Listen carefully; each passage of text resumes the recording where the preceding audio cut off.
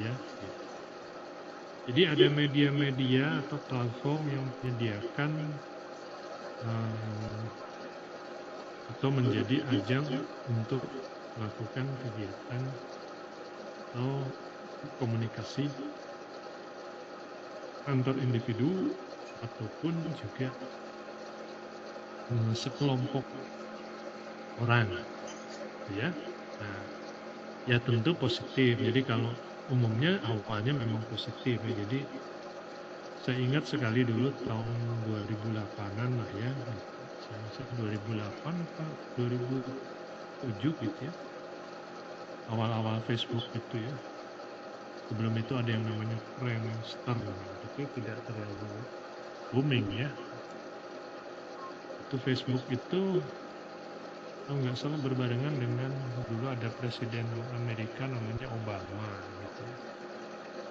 Kemudian Facebook juga bergandengan atau bersamaan dengan boomingnya smartphone generasi awal ya, yaitu BlackBerry gitu. Jadi wah, udah itu dua kombinasi itu ya. Jadi Facebook itu mempertemukan orang-orang yang ada atau hadir di masa lalu kita. Nah, gitu kan. Sampai ada lagu tuh, lagunya yang zaman dulu ya, Gigi itu. Jadi ketemu lagi ya, yang zaman dulu udah lama nggak ketemu. Jadi pada masa-masa itu sering sekali itu kegiatan reuni segala macam ya. Ya karena di Facebook itu kita bisa bertemu terus membuat grup dan lain sebagainya. Nah, kemudian berkembang lagi macam-macam ya, ada microblog itu namanya Twitter. Jadi Twitter itu sebenarnya mencuit ya. Nah kalau zaman dulu itu orang isi hatinya itu ditulis dalam namanya diary, gitu, buku harian. Tapi sekarang ada Twitter, jadi apa yang dia ada dalam pikirannya dituangkan dalam Twitter itu dalam bentuk tulisan. Jadi di-share gitu. Dan seterusnya. Bahkan muncul WhatsApp ya gitu. Dulu sebelum WhatsApp ya tadi BlackBerry Messenger ya.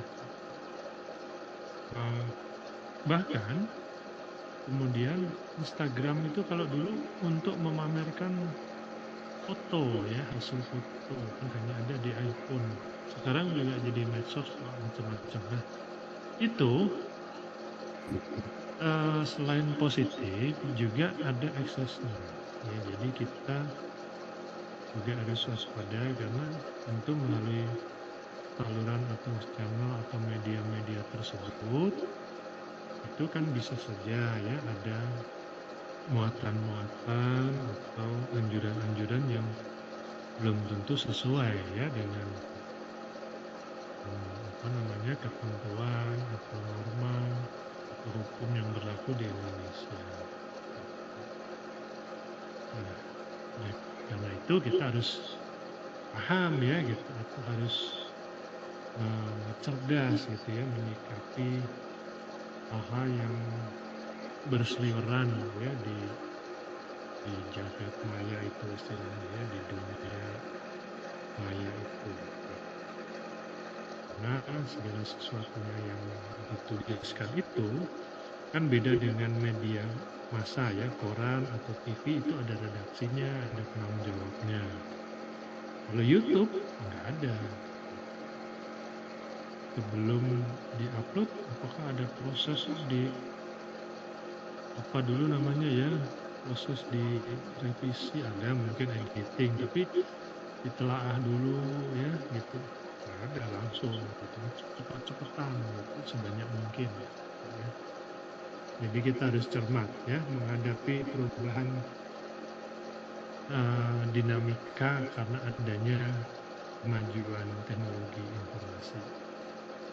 Nah, apa sih sebenarnya radikalisme itu ya? Ciri-cirinya adalah umumnya menghendaki perubahan ya, yang sesuai dengan paham mereka gitu ya. Jadi biasanya orang-orang ini sudah tidak cocok lagi dengan tatanan yang ada, dan mereka ingin berubah, membongkar, ya. Dan kemudian hanya membenarkan kelompok atau ajarannya sendiri, ya, truth claim, jadi kebenaran hanya milik mereka. Ini ciri-cirinya begitu. Kemudian memiliki fanatisme sempit, ya. Misalnya nih, kalau saya yang muslim nih, ada juga kan aliran yang menganggap walaupun sama muslim tapi bukan alirannya itu kafir. Jadi itu ya. Nah, ini kan kalau seperti ini nih memunculkan bibit-bibit pecahan ya, yang nanti bisa mengancam kebinekaan. Jadi ya, kita kan sudah seperti disampaikan pada perkuliahan sebelumnya begitu. Hal tersebut ya tentu tidak bisa tidak bisa diperdebatkan gitu. Kalau orang sudah punya keyakinan tertentu ya sudah. Yang kita harus jaga bukan dijaga ya, yang kita harus cermati adalah apakah setiap agama itu secara agresif saling mempengaruhi gitu ya ke penganut sebaliknya yang lain kan gitu. Itu yang tidak dibenarkan ya, sepanjang kegiatan agamanya dilakukan dalam kelompok masing-masing ya sebaiknya kita saling memahami seharusnya ya gitu. Nah, tetapi yaitu nomor 4, kadang-kadang dalam memahami agama itu bersifat tekstualis dan skriptualis. Jadi ya, artinya hanya yang hitam putih yang tertulis. Nah, itu tidak dipahami. Ini kan masalah tafsir ya. Dan contoh ya.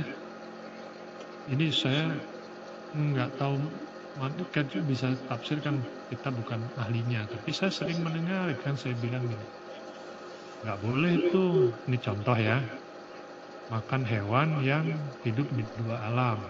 Contohnya apa? Kodok kan gitu ya. Kan ada tuh kodok yang dijadikan makanan atau apalah gitu. Saya bilang nggak boleh gitu.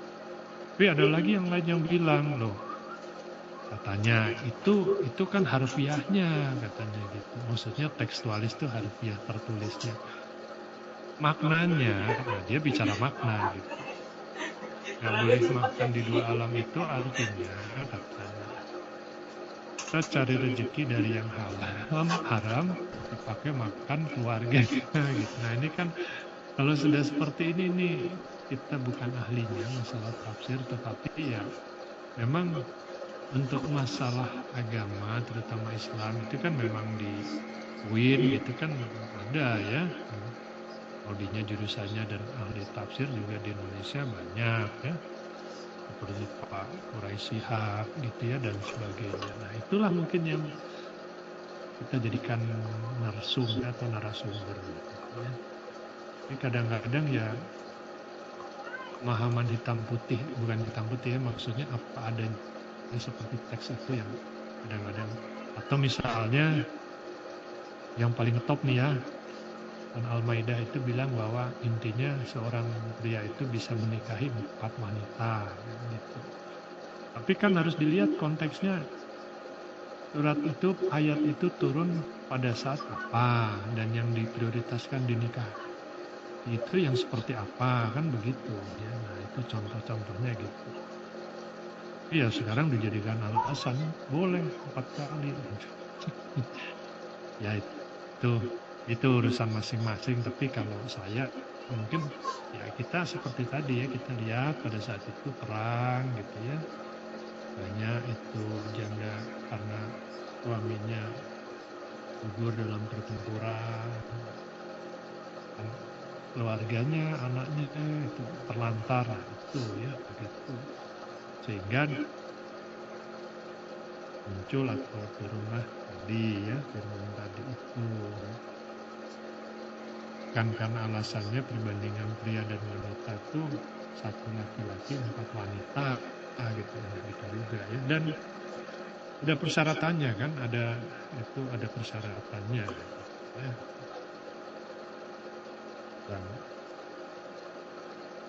memang apa namanya, barangkali hal seperti ini kan sangat baik, sangat bagus dibahas kalau ada ahlinya ya gitu. Jadi mungkin kalau ada satu hal itu tanyalah pada yang lebih paham ya, ustaz gitu ya, atau kalau ahli tafsir gitu ya. Nah kemudian sebaliknya juga muncul Islamofobia. Sepertinya fobi ya, takut itu, ketakutan yang berlebihan yang tidak berdasar kepada Islam. Jadi Islam itu berkonotasi sebagai agama yang mengajarkan apa namanya, militansi, ras, ya, tidak ada kompromi. Padahal tidak seperti itu kan ya. Gitu. Nah ini kemudian ada ya deislamisasi misalnya. Jadi di negara-negara tertentu di Barat itu wanita nggak boleh pakai hijab misalnya, dilarang tapi akhirnya ada yang diubah. Yang tidak boleh itu kalau sekolah gitu, tapi kalau dalam keseharian boleh. Contoh-contoh seperti itu ya gitu. Oh dulu ya di awal-awal mungkin ada yang sudah lahir atau belum ya, awal 2000 pada saat WTC habis dibom, itu nama-nama yang berbau Timur Tengah itu kalau luar negeri agak sulit itu ya, di imigrasi itu ya. Nah seperti itu contohnya ya gitu. Nah kemudian berkaitan dengan itu dipupuklah sekularisme, itu sekuler ya. Jadi sekuler itu ya kasarnya sih agama itu tidak dijadikan panduan utama gitu ya. Itu sekuler. Untuk kemudian berikutnya muncul ya upaya misalnya menggunakan agama Islam di kalangan umat lain gitu ya. Ya dengan bentuk macam-macam ya. Waktu itu kan ada jadi kalau di internet di browsing itu banyak sekali lah ya. Baik itu tentang ajarannya, tentang nabi dan lain sebagainya. Gitu. Nah, ya kalau di Indonesia mungkin tidak terlalu terasa karena mayoritas gitu ya. Tapi ini ada yang menarik ya, ini mungkin agak melenceng sedikit ya. Islam sebagai agama yang mayoritas dianut oleh penduduk Indonesia. Tapi ternyata ini ada hubungannya dengan berdirinya negara ini, kata salah satu channel YouTube.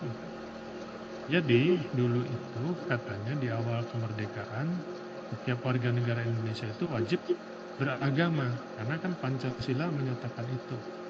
Tapi ya ternyata di Indonesia itu sudah ada agama-agama tradisional. Cuma kan bingung karena ya agama yang diakui waktu itu hanya Islam, Kristen, Katolik, Hindu, Buddha, belum di penghujung belakangan ya gitu.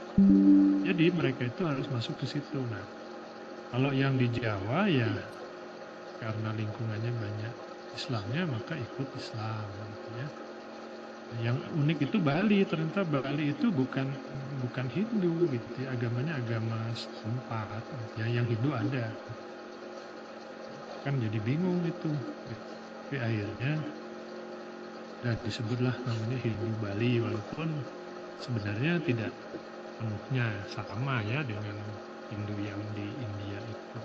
Nah itu ya, artinya saya ingin menyampaikan bahwa walaupun mayoritas Islam, tetapi amat disayangkan bahwa sebagian dari pemeluk Islam itu tidak menjalankan ajaran Islam dengan benar gitu ya. Nah itu, dan ini nanti kan menambah nomor 6 ini gitu ya, citra gitu ya. Bukan menambah citra, maksudnya memperburuk ya, menambah buruk citra gitu ya. Jadi ini apa namanya kan ya yang gampang saja lah. Kalau Muslim ini kan dilarang berbuat jahat, ya, tidak jujur dan lain sebagainya. Tapi kok korupsinya gede banget di Indonesia. Seterusnya ini banyak contoh lain. Nah, itu kan citra. Ya. Sampai ada yang bilang Jepang itu banyak yang tidak beragama, tapi kok lebih maju dari Indonesia yang. Nah, kan itu ya. Jadi ini nomor 6 arahnya. Nah, kemudian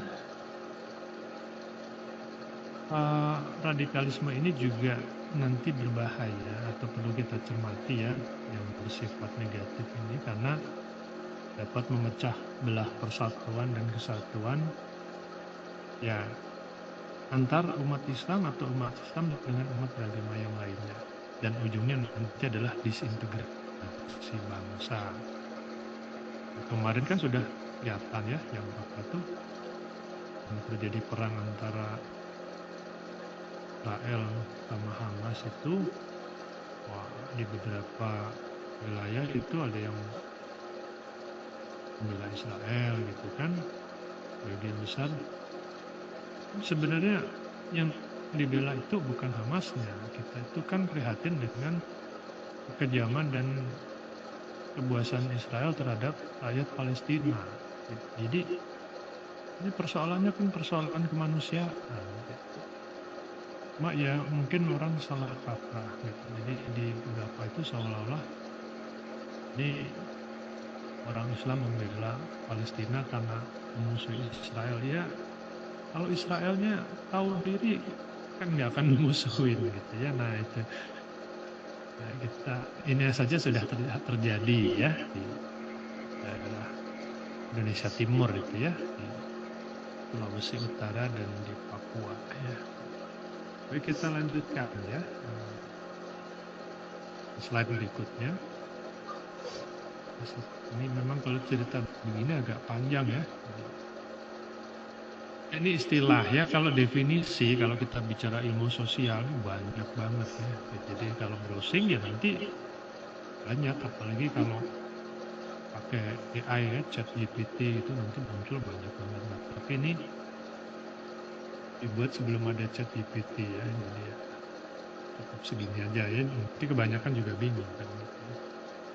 Nah, istilah radikal itu berasal dari bahasa Latin ya, radix car ya, sumber atau asal mula. Makanya kalau di luar negeri itu mungkin bukan radikal yang dijadikan istilah, tapi fundamentalis, dasar. Nah, istilah radikal ini memiliki arti ekstrim, ya, atau menyeluruh, fanatik, revolusioner atau fundamental. Ya. Kalau orang Barat lebih senang pakai istilah ini, fundamentalis, gitu ya. Sedangkan radikalisme itu merupakan doktrin atau praktek yang menganut paham radikal. Ini kata Pak Widiana ya. Jadi pahamnya itu berarti bertolak belakang dengan yang ada sekarang. Jadi dalam artian radikalisme itu adalah suatu pandangan atau paham dan gerakan yang menolak secara menyeluruh terhadap tatanan ya, tertib sosial dan paham politik yang ada atau yang berlaku saat ini, dengan cara melakukan perubahan atau perombakan secara besar-besaran. Nah, ini mungkin perlu dikoreksi sedikit ya. Umumnya radikalisme tidak mesti melalui jalur kekerasan. Ya, kekerasan oke, tapi tolong dicatat, kekerasan itu tidak hanya bersifat fisik ya, gitu. Jadi ini kekerasannya luas ya. Kekerasan verbal kan bisa ya, gitu. Ya. Kemudian Kartodirjo itu mendefinisikan radikalisme sebagai gerakan sosial ya, yang menolak secara menyeluruh tertib sosial yang sedang berlangsung, yang sekarang sedang ini nih dianut atau gitu ya. Dan ini ditandai dengan kejengkelan moral yang kuat untuk menentang dan bermusuhan dengan kaum yang memiliki hak-hak istimewa dan yang berkuasa. Ya, ini biasanya memang ada pertentangan kelas misalnya ya. Contoh waktu revolusi 1917 tuh ya, Bolshevik kan kayak gitu ya. Nah, kemudian para ahli yang lain itu menyatakan radikalisme ini adalah suatu ideologi. Jadi, baik dari sisi ide maupun gagasan ya, yang ingin melakukan perubahan sistem sosial dan politik dengan menggunakan kekerasan yang ekstrim. Sekali lagi, kekerasan itu diperluas maknanya ya. Jadi menurut Thohir Bawasir, itu kelompok radikal ini umumnya menginginkan perubahan yang cepat dan drastis ya. Jadi tidak ada istilah negosiasi. Kalau radikal itu ya biasanya terima atau enggak. Nah, gitu ya. Jadi intinya kalau dilihat, saya yang bawah mungkin nggak usah ya, sama aja. Intinya radikalisme ini ujung-ujungnya adalah melakukan perubahan mendasar atau perubahan yang drastis terhadap sistem yang ada sekarang. Ya memang tidak selalu jelek kan ya, gitu. Artinya perubahan yang drastis mendongkrak atau membongkar sistem yang ada itu terkadang juga positif kan. Dulu kalau tidak ada hal seperti ini mungkin demokrasi nggak ada, kerajaan terus ya, dimana ya mungkin nanti kita pas warga negaraan ya, yang berkuasa itu kan adalah istana, dan kalau di Eropa itu gereja kan gitu ya, itu sehingga masyarakat umum itu ya punya peluang ya untuk menyampaikan gagasan, harapan, keinginannya dan seterusnya ya. Yang muncul gerakan radikal ya untuk merubah tatanan ketatanegaraan gitu ya. Contohnya itu yang positif tuh, ya, radikalisme yang positif. Nah, kita lanjutkan. Nah ini, jadi kekerasannya itu apa kalau gerakan radikal? Kekerasannya itu kekerasan politik ya, secara pragmatis dan berdasarkan selektif. Jadi artinya memang ada target-target tertentu ya. Pragmatis itu ya kepentingan yang real ya.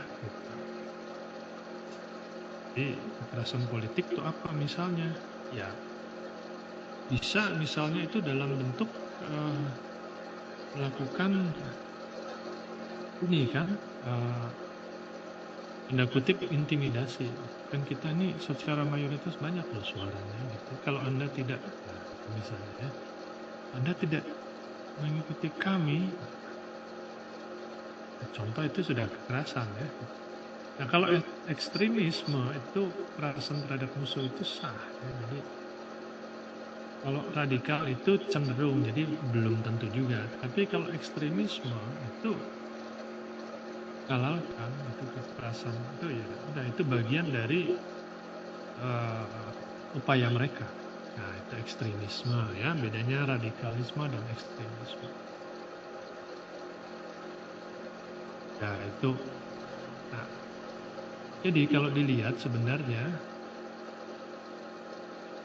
ini saya aja ya, saya ringkas saja ya. Ekstremisme ini memang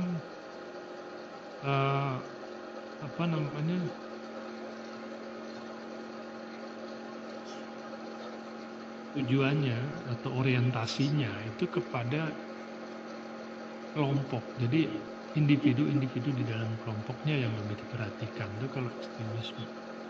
Kalau radikalisme ini biasanya lebih universal ininya apa yang diperjuangkannya ya, misalnya demokrasi, atau pernah dengar Greenpeace itu kan radikal ya. Greenpeace itu adalah organisasi yang memperjuangkan lingkungan ya. Nah misalnya seperti itu, langkah-langkahnya radikal kan gitu ya.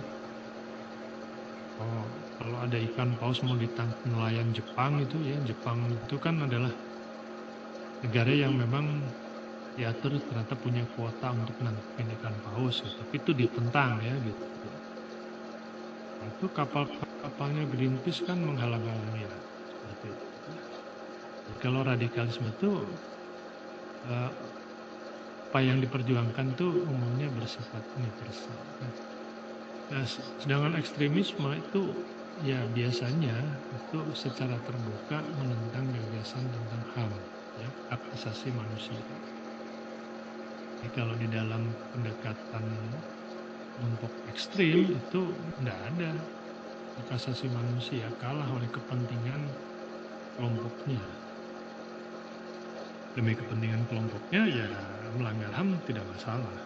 Itu adalah ekstremisme ya. Nah, ringkas saja ya. Oke, kita lanjutkan. Nah, ini ya. Bagaimana cara kita menangkal atau kenapa kok harus ditangkal atau dicegah? Cegah dan tangkal itu beda sih ya. Tangkal, ya tangkal kan katanya dicekal keluar dari. Kalau dicegah itu jangan sampai tahan. Kalau tangkal itu jadi ini di apa namanya, setiap aspek yang mengarah itu memang harus diantisipasi. Nah, jadi kalau menangkal itu lebih ke arah itu ya. Nah, cara ini kita lihat dulu beberapa hal yang menjadi penyebab radikalisme. Ada cara berpikir yang seperti ini ya, mengharuskan semua aturan dikembalikan ke tanda kutip agama dengan cara yang kaku sehingga nanti ini tergelincir apa namanya, seolah-olah boleh menggunakan kekerasan. Kan sering bilang, wah itu halal darahnya. Nah, itu kalimat-kalimat seperti itu ya. Gitu. Ingat negara kita ini negara hukum ya. Gitu. Kemudian dari sisi politik itu melakukan pemihakan tertentu untuk menegakkan keadilan dengan cara kekerasan. Nah, jadi penegak hukum itu harus hati-hati ya, karena kalau salah pendekatan ini dapat menimbulkan radikalisme. Maka kalau banyak yang bilang kenapa kok di Papua itu orang-orang yang kelompok-kelompok separatis itu nggak cepet-cepet aja dioperasi besar-besaran. Nah, karena yang ini ya, kita tidak boleh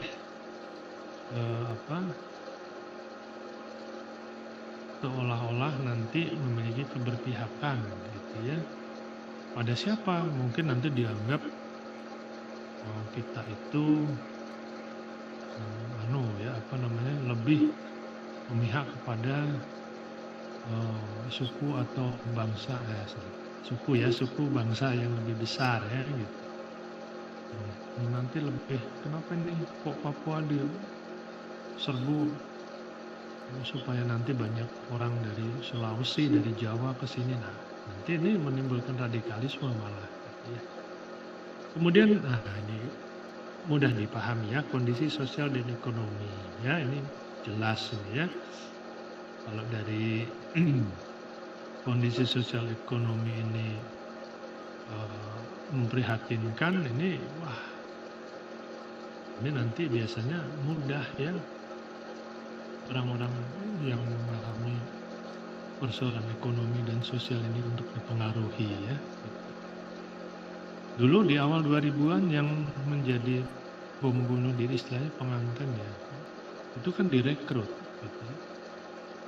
Mereka orang yang merekrut itu paham ya siapa orang-orang yang kosong gitu. Kalau bahasa kita sekarang mungkin sedang galau gitu.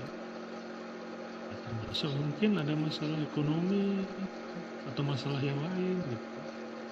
Lalu nanti dengan jaminan misalnya nggak usah khawatir, ini kan kamu itu menjadi pahlawan, menjadi martir, nanti keluarganya diperhatikan dan seterusnya. Itu adalah pintu masuk ya bagi kelompok-kelompok tertentu untuk menenangkan pahamnya ya. Atau bisa juga pengalaman psikologis ya, pengalaman pahit dari seseorang ya, masalah ekonomi, keluarga, wah percintaan, rasa benci dan dendam. Kalau sekarang tuh bullying gitu ya, kan di sekolah-sekolah itu nggak pernah ada pemantauan ya. Ya saya sendiri dulu pernah ya mengalami nggak tahu kenapa itu SMP ya, kelas 2 tiba-tiba kok lewat kelas yang satu tingkat lebih tinggi tiba-tiba ada yang 2 orang mukulin saya. Hah? Kita nggak ngapa-ngapain saya dengan teman saya. Atau mungkin ada yang itu ya, ngancem minta uang atau apa dan seterusnya. Nah, ini kalau anak-anak mengalami itu tuh sudah masalah berat ya gitu. Baik itu karena anak-anak ya, berbeda psikologisnya dengan orang dewasa gitu. Ya kapasitasnya belum cukup untuk menghadapi hal seperti itu dan tidak semua anak-anak mau ngomong gitu ya. Semua anak-anak mau ngomong gitu dan kadang-kadang ini juga bukan hanya sesama anak sekolahnya tapi juga oleh orang tua murid gitu ya. Saya pernah mendapati itu ya. Jadi waktu anak saya SD, anak sekarang lah ya, akhir tahun 2000-an, jadi SD-nya udah bawa HP, udah ada apa dulu ya, WA atau BBM lupa sih. Terus ternyata ada anak yang mungkin kesal gitu, entah apa sebabnya saya juga nggak tahu jelas. Terus bapaknya lah yang ini ya menuliskan message ke semuanya mengancam-ngancam. Nah ini kan agak kurang bijaksana juga tuh ayahnya ya gitu. Terus tapi saya nggak mau ikut campur ya. Saya hanya bilang sama anak saya, sudah itu masalahnya apa, dia cerita masalah emoticon atau apa, tapi bukan dia kan, maksudnya ada orang lain. Jadi di grup itu semua seolah-olah mentertawakan. Nah gini aja, kamu buat kalimat ya kalau tersinggung maaf, habis itu kamu keluar aja dari grup live. Nah gitu aja ya. Tapi banyaklah ya hal seperti itu, masa lalu, pengalaman psikologis tidak menyenangkan masa lalu, itu nanti bisa berdampak di masa tuanya. Jadi harus hati-hati ya, gitu. Saya banyak contohnya itu ya gitu. Tapi kan tidak bisa diceritakan di sini ya gitu. Jadi yang masa remaja, masa muda mengalami sesuatu tapi tidak terselesaikan, bahwa terus dia tidak berdamai dengan dirinya, nah nanti wah itu ya gitu. Ada orang yang dendam dengan bangsa tertentu, begitu berkuasa dia ingin, contohnya ya. Jadi dia juga pesan nih ya, yang nomor 4, siapa tahu ya ada di lingkungan kita coba harus bukan atasi ya, tetapi kan itu traumatik, jadi itu harus ada upaya-upaya untuk memulihkan. Kemudian ini ada juga pendidikan yang salah ya, pendidikan agama yang salah ya. Agama itu kan tidak pernah mengajarkan kekerasan, bahkan jangankan itu, mengumpat saja tidak boleh. Maka saya heran di YouTube itu, namanya YouTube ya, di short, di reel ada seorang ustadz, kalimatnya itu masya Allah ya gitu. Saya nggak sebut nama ya, tapi masih muda lah ustadznya itu. Gitu. Masa kokoh ustadz itu kan guru agama gitu ya, kok kalimatnya begitu ya gitu. Saya mendengar aja ini kuping saya itu pusing, jadi kuping bisa pusing ya, bukan kepala gitu. Sampai melotot gitu, maki-maki gitu. Wah, nah ini artinya kita harus cermat ya, jangan salah memilih orang tempat kita untuk mencari ilmu ya. Nah itu ya, nah kenapa sih kita melihat 5 hal ini? Karena yang lihat yang hijau, jangan salah ya, jadi tadi kelompok radikal itu masih terus berusaha ya untuk menanamkan pengaruhnya ya. Mungkin bukan kelompok, tapi mungkin ini di bawah sponsor dari negara tertentu. Makanya kan ya karena kelas ini kan sore ya, yang pagi itu ikut LDKK itu ada pemahaman tentang proxy war. Jadi ya ini proxy gitu. Kalau perang nggak usah tentaranya langsung dikirim, tapi bayar aja, ongkosin aja orang lain untuk membuat kekacauan. Nah, melalui kelompok-kelompok ini ya. Jadi kita harus sadar bahwa paham radikalisme ini masih menjadi ancaman nyata bagi bangsa Indonesia. Ya, karena kan ujung-ujungnya nanti mereka kalau itu tergelincir untuk melakukan tindakan teror. Nah, gitu ya. Kampus itu juga tentu strategis ya. Gitu. Karena kampus ini kan memang tempat yang sangat ideal ya. Gitu. Kenapa ideal ya? Karena mahasiswa itu kan adalah orang-orang yang secara intelektual itu punya potensi ya. Gitu. Sehingga kalau bisa dipengaruhi, nah ini bisa menjadi kader yang sangat baik di masa yang akan datang. Gitu ya. Jadi kampus ini jadi incarannya, tapi ya mudah-mudahan di Unjani tidak lah ya. Gitu. Nah, bagaimana metodenya? Ya. Kalau dulu konvensional, jadi kita diajak diam-diam gitu ya. Ini enak ya caranya, mungkin ajak makan, ajak piknik, nanti baru di sela-sela piknik atau makan itu ngobrol gitu ya. Nanti pelan-pelan dimasukin paham-pahamnya ya. Gitu. Tapi ini terseleksi, jadi yang diajak itu juga yang sudah, kalau bahasa orang apa tuh, orang asuransi itu udah di prospek gitu ya. Nah, ini punya kemungkinan gitu ya. Jadi caranya halus pelan gitu ya. Nanti lama-lama gitu ya. Tetapi sekarang itu tidak ya. Sekarang itu melalui informasi. Ya. Contohnya tentang komunisme. Ada orang yang sekarang ini nggak adil. Jadi kalau dibilang komunisme mati ya memang mati ya. Tapi bukan berarti pahamnya tidak ada. Contoh kan itu ada tuh blok yang kalau di Kuba itu sekolah bayar oleh pemerintah, sakit juga gitu. Kemudian kalau masalah makanan ya daging itu satu RT nanti dapat semua. Ya, tapi kan kalau yang kerjanya lebih banyak masa dagingnya sama-sama dapat 1 kilo kan gitu. Jadi ya harusnya sih proporsional gitu. Nah, tapi itu kan secara sosial itu kan waduh ini bener ya, adil ini gitu.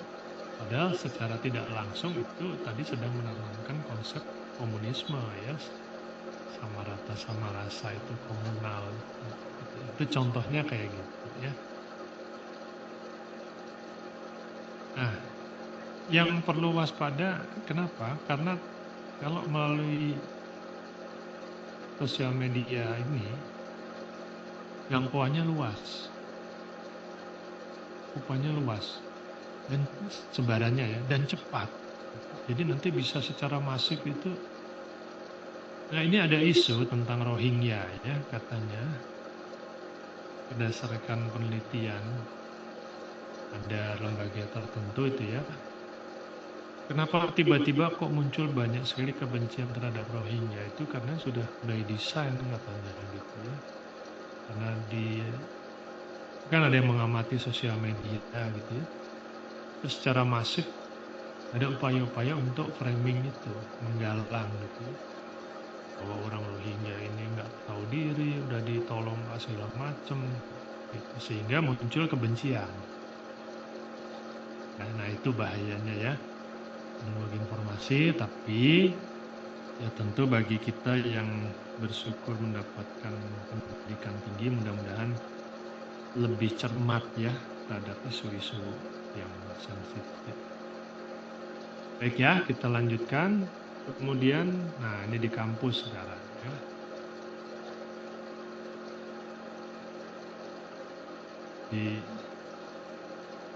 Saya kira yang 4 ini paham lah ya,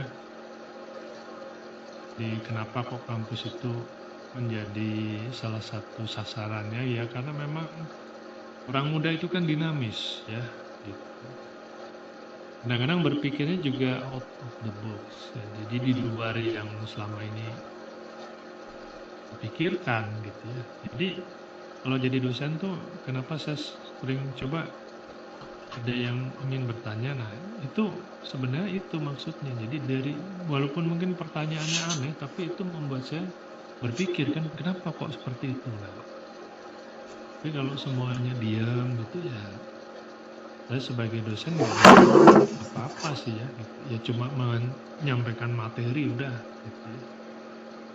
Nah, rekrutan ini kalau di Unjani atau di beberapa kampus mungkin organisasi kemahasiswaan mungkin tidak ya, tetapi ada organisasi ekstra kampus gitu ya, jadi tidak terafiliasi dengan kampus yang bisa masuk ke dalam.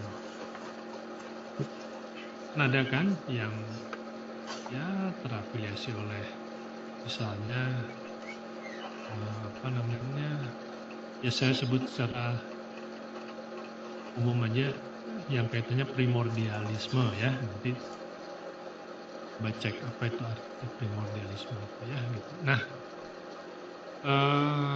tapi yang penting adalah ini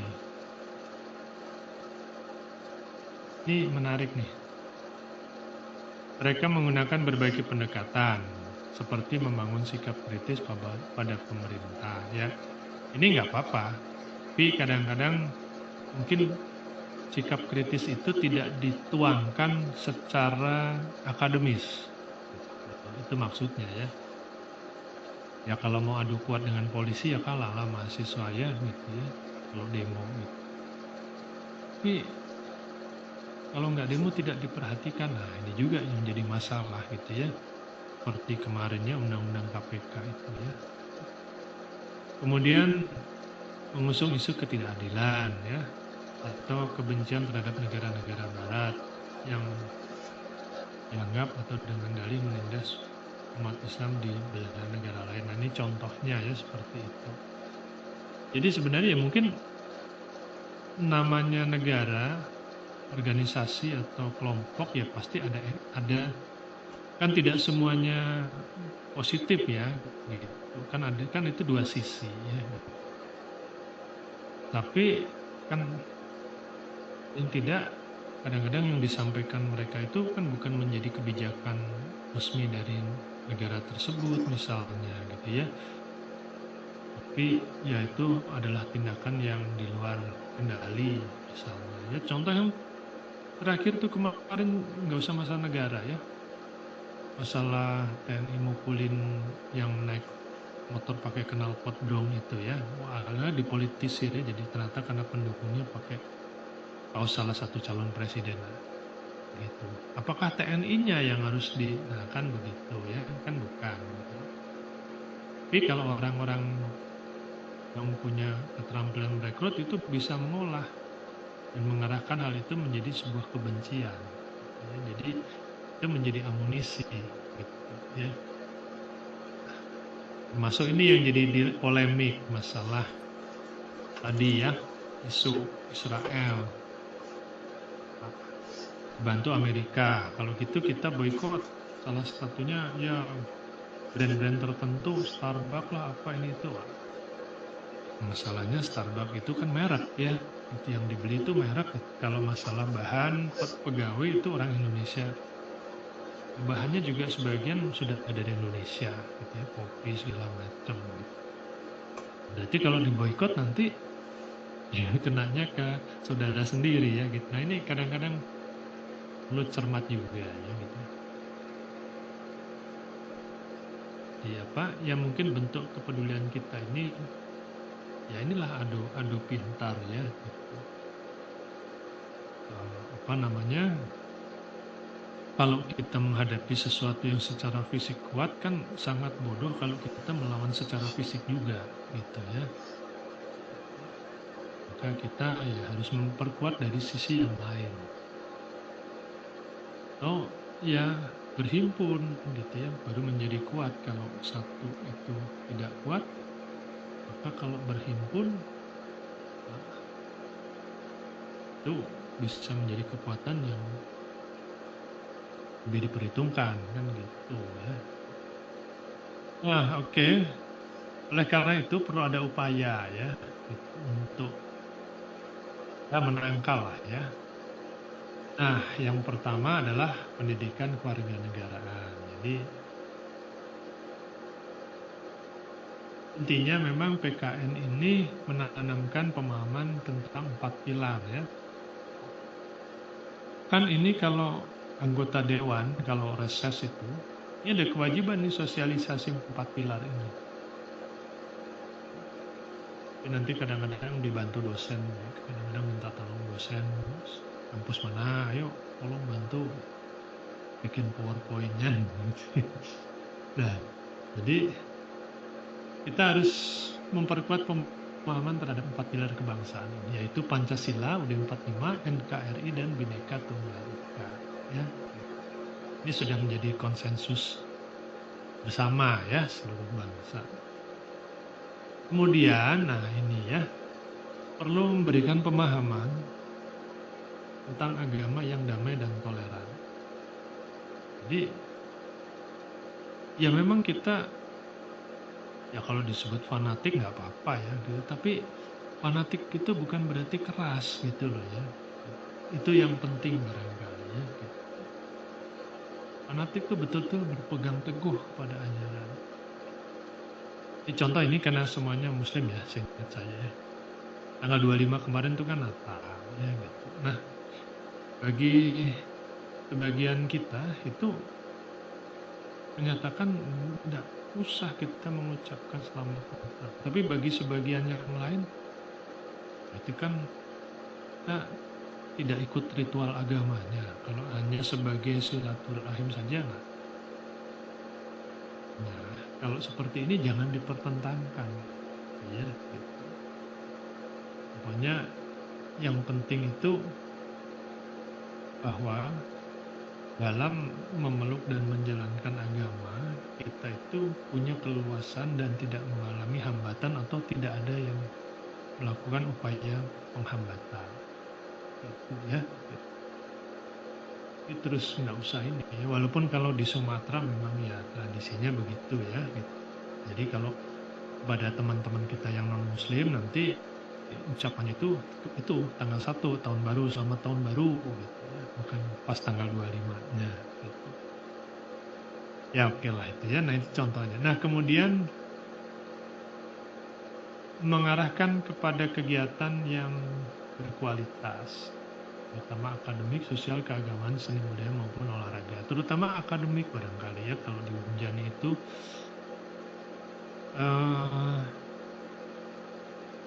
kemarin Pekan Ilmiah Mahasiswa Nasional ya, PIMNAS itu dipusatkan di kampus Unpad Jatinangor tuh.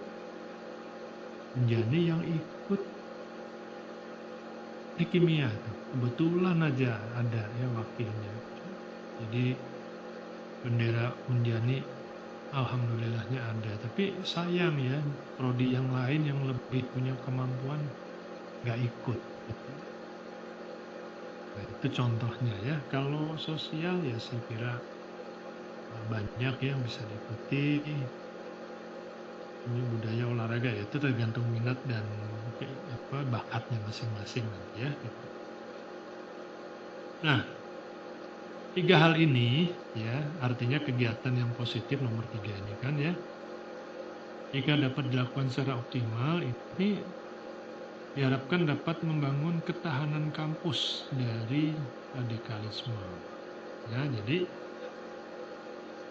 ya mahasiswanya nanti sudah kebal gitu. Karena konsep 4 pilarnya kuat, agamis tapi paham ya. Itu artinya paham itu bahwa tidak ada agama apapun yang mengajarkan kekerasan. Gitu. Kemudian juga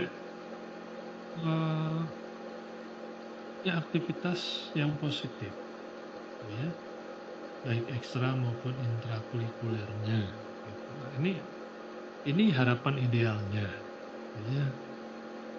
Ya mungkin kalau di Unjani memang kehidupan kemahasiswaannya harus saya akui,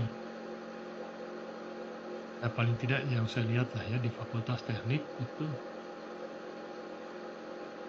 belum seperti yang diharapkan ya, terutama kaitannya dengan akademik ya.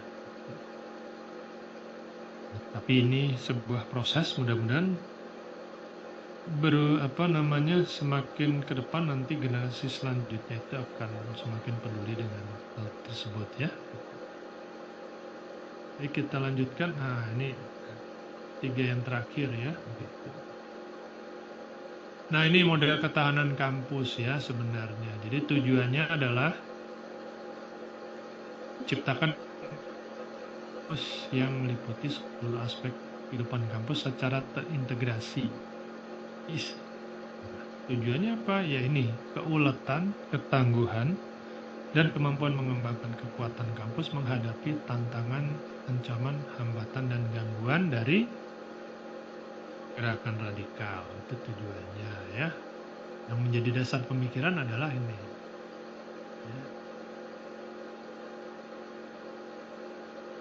Itu yang paling penting yang bawah, kampus ini adalah masyarakat yang memiliki tradisi ilmiah dan memelihara mengembangkan budaya akademik. Jadi artinya itu yang harus dikedepankan. Oleh karena itu coba lihat pendekatannya itu lihat akademik, edukasi, dan kemanusiaan. Jadi kalau pendekatan akademik ini melalui kuliah ya. Kuliah. Jadi bukan kan edukasi juga kuliah. Ya, tetapi maksudnya kalau akademik itu kuliah formal ya.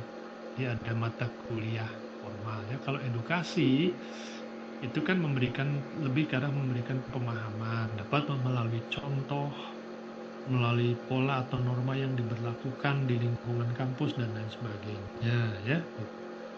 Nah, kalau pendekatan kemanusiaan ini maksudnya adalah ya kembali ke tadi bahwa tidak ada ajaran apapun yang mengarahkan kita untuk melakukan kekerasan atau tidak peduli terhadap sama manusia. Artinya pendekatan itu haruslah mengarah kepada pengakuan hak-hak individu atau hak-hak perorangan dari seorang manusia ya gitu. Jadi ya pendekatan kemanusiaan contohnya tidak boleh melakukan paksaan gitu ya. Gitu. Ya dikasih pemahaman gitu ya, diedukasi gitu ya. Nah, untuk menjalankan 3 hal itu harus berlandaskan pada prinsip keterbukaan. Ya, artinya nanti kalau ya kalau ada yang membuka ruang untuk berdiskusi, bukan membuka ya, artinya men-trigger mungkin saya kurang sependapat Pak, nah itu ya terbuka dibahas gitu ya, sehingga nanti muncul saling pemahaman gitu ya. Kemudian juga dengan suasana penuh kekeluargaan gitu ya, tetapi ini bukan tanpa pola ya, nanti ada ini bukan pengaturannya tapi keteraturan. Jadi seperti itu ya.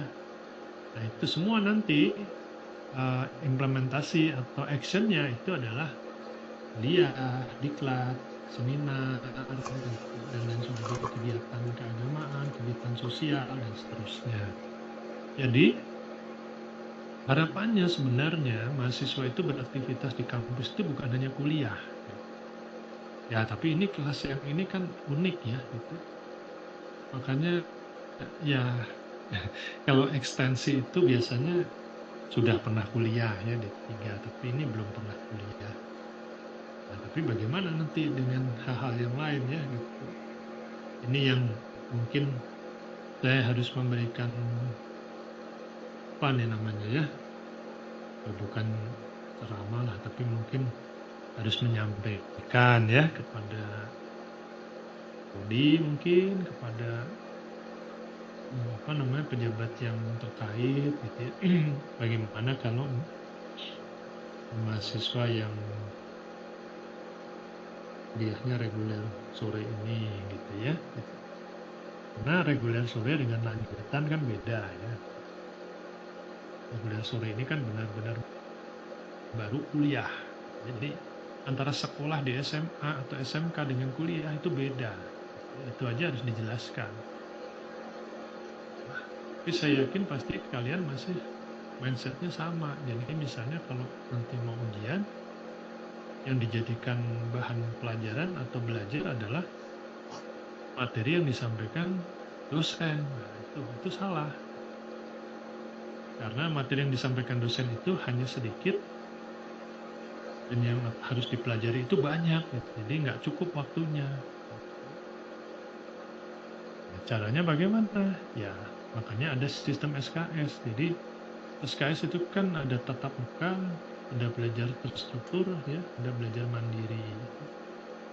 Terstruktur itu ya misalnya diskusi atau dicari-cari materi ya, kan gitu ya, lalu dibahas. Kalau mandiri itu latihan di rumah, gitu. Mengerjakan tugas. Nah, jadi yang disebut satu SKS itu sebenarnya ada tiga jam. Gitu. 1 jam tatap muka, 1 jam terstruktur, 1 jam mandiri. Terstruktur bisa juga kalau dosennya ada apa responsi, nah, itu terstruktur gitu ya. Tapi kan kalau selama ini ya 2 SKS ya sudah gitu ya. Jadi mungkin ini informasi juga ya buat yang baru masuk kan ya, baru 1 semester. Jadi pada semester-semester berikutnya agar dicermati kalau dosen menyampaikan buku teks yang dijadikan rujukan adalah A. Nah, carilah PDF-nya.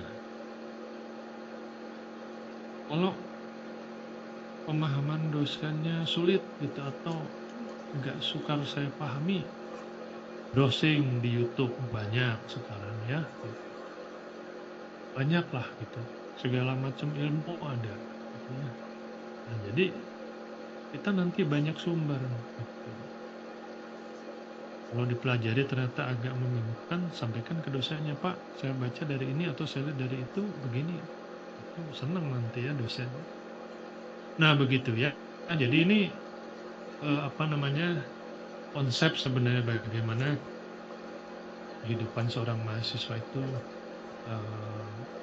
diharapkan berlangsung di dalam kampus seperti ini ya idealnya. Kemudian yang berikutnya ada pernyataan tentang istilah nasionalisme religius ya. Gitu. Ini kenapa? Nah ini tadi ya disebut proxy war ya. Kayak polarisasi ya. Waktu pilkada DKI itu ya, wah itu serem sekali itu. 2000 ya itulah ya. Mungkin semuanya sudah mengikuti ya, itu luar biasa itu ya, hampir-hampir aja itu ya. Tapi alhamdulillahnya bangsa kita sudah semakin dewasa gitu ya.